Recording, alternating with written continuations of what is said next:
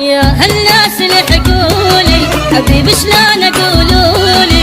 لو بالصورة جيبولي اشوفها واصبر شوي من اتذكر ايامها تنزل دمعة بحرقة اخاف يضيع مني ايدي مثله بعد وانا القى من اتذكر ايامها تنزل دمعة بحرقة اخاف يضيع مني ايدي مثله بعد وانا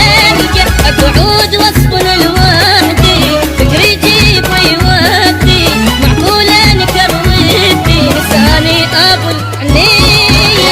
الناس اللي حقولي حبيبي شلون اقولولي لو بالصورة جيبولي اشوفها واصبر شوية